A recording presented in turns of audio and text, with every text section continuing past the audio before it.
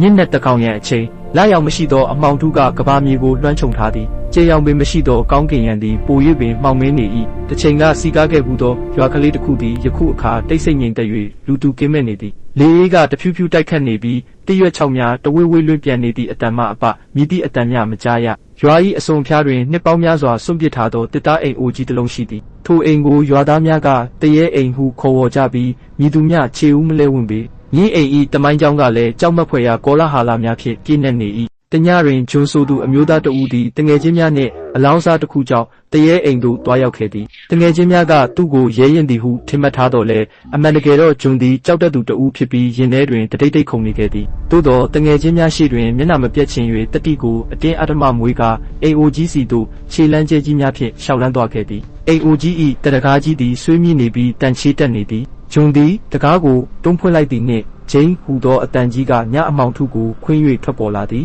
အိမ်အိုကြီးထဲသို့ဝင်လိုက်သည်နှင့်အေးဆက်ဆက်လေထုကသူ့ကိုချက်ချင်းဖုံးလွှမ်းသွားသည်ဖုံနက်တစ်သားဟောင်းနက်များနှင့်အတူပုတ်အနံ့တစ်ခုကသူ့နှာခေါင်းထဲစူးကနေဝင်လာသည်တစ်သားကြမ်းခင်းများကခြေတန်းအောက်တွင်ကျွီဟူ၍အကွဲတံများပေးနေပြီးပင့်ကူအိမ်များကနေရာအနှံ့ဖုံးလွှမ်းနေသည်ဂျွန်သည်သူ့လက်ထဲမှဓမီဖြင့်ဝဲရလှည့်ပတ်ကြည့်ရှုရင်းအခန်းထဲသို့ရောက်ရှိလာသည်ပရိဘောကဟောင်းများကဖုံမှုများဖြင့်ဖုံးအုပ်နေပြီးမှောင်ရည်တန်းနေသောထောက်နေရာများကမမြင်နိုင်သည့်အရာတစ်ခုခုပုံကွယ်နေတဲ့အထိင်ရသည်ထိုစဉ်ရုတ်တရက်သူ့နောက်မှတကားပိတ်တန်ထုံးဟူ၍ကျဲလောင်စွာထွက်ပေါ်လာသည်ဂျွန်လန့်ဖြတ်သွားပြီးနှလုံးသားသည်လေချောင်းဝသို့ရောက်လူမတက်ခုန်တက်သွားသည်သူသည်ကြောက်လန့်တကြားနောက်သို့လှည့်ကြည့်လိုက်တော့လေမိသူကိုမျှမတွေ့ရအိမ်တကားကလေတိုက်၍ပိတ်သွားခြင်းလားသို့မဟုတ်ထိုအချိန်တွင်အိမ်၏အပေါ်ထပ်မှအမျိုးသမီးတဦး၏ငိုတန်တဲ့ကိုကြားလိုက်ရသည်ငိုတန်သည်တိုးလိုက်ကျဲလိုက်နှင့်စိတ်ချောက်ချဖွယ်ရာကောင်းလာသည်ဂျွန်၏နှလုံးသားသည်တတိတ်တိတ်ခုန်လာသည်သူသည်ကြောက်လန့်တကြားဖြင့်လှေကားထင်များကိုတက်၍အတန်လာရာသို့လိုက်သွားသည်လှေကားထင်များသည်နင်းလိုက်သည်နှင့်အကွဲတံများမြည်ဟေးနေပြီးခြေလန်းတိုင်းက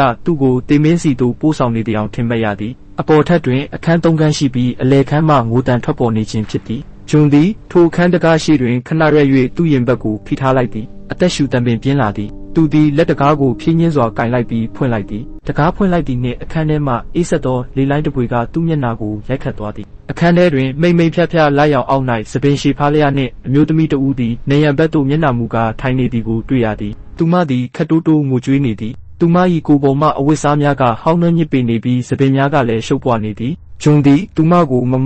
မဘာဖြစ်နေတာလဲဟုတုန်ရင်သောအတန်ဖြင့်မေးလိုက်သည်ထိုအခါအမျိုးသမီးသည်ဖြင်းညင်းစွာလှည့်ကြည့်လိုက်သည်သူမ၏မျက်နှာသည်ပြာနှမ်းနေပြီးမျက်လုံးများကနီရဲကသွေးများစီးကျနေသည်ကြောက်မက်ဖွယ်ကောင်းသောအပြုံးတစ်ခုကသူမ၏နှာခမ်းတွင်တဖြည်းဖြည်းပေါ်လာသည်ထိုအပြုံးသည်လူသားတဦး၏အပြုံးမဟုတ်ဂျွန်သည်အသက်ပင်မရှူနိုင်တော့ဘဲကြောက်လန့်တကြားနောက်သို့ဆုတ်လိုက်သည်အမျိုးသမီးသည်သူ့ထံသို့တဖြည်းဖြည်းတိုးဝင်လာပြီးမင်းငါနဲ့အတူတူနေရအောင်ဟုခတ်ဩဝါတန်ဖြင့်ပြောလိုက်သည်သူမ၏ခြေထောက်များကမြေပြင်နှင့်မထိဘဲလေထဲတွင်ဝဲနေသည်ဂျွန်သည်အာသဟုအော်ဟစ်ရင်းအိမ်ထဲမှထွက်ပြေးခဲ့သည်သူသည်နောက်သို့လှည့်မကြည့်ဘဲအဆက်မပြတ်ပြေးခဲ့သည်ညအမောင်ထုထဲတွင်သူ့နောက်သို့ပစုံတရာလိုက်လာတစ်ယောက်ခံစားနေရသည်မနက်မိုးလင်းသောအခါသူ၏တငယ်ချင်းများကသူ့ကိုရွာအပြင်ဘက်တစ်တော်ဆက်တွင်သတိမေ့မျောနေသည်ကိုတွေ့ရှိခဲ့ကြသည်ဂျွန်၏မျက်နှာသည်ဖြူဖြော့နေပြီးမျက်လုံးများကကြောက်ရွံ့မှုများဖြင့်ပြည့်နှက်နေသည်သူတွေ့ကြုံခဲ့ရသည့်အဖြစ်အပျက်ကိုမိသူကိုမျှပြောမပြရဲဘဲသူ့ရင်ထဲတွင်သာမြုပ်နှံထားခဲ့သည်ထိုနေ့မှစ၍ဂျွန်သည်ထိုအိမ်နီးသို့မြည်သည့်အခါမျှမသွားတော့ပေညစ်နက်တကောင်ရဲ့အချိန်တွင်သူသည်ထိုမျိုးသမီး၏ငိုတန်နှင့်ရေတံများကိုတခါတရံကြားရောက်နေစေပင်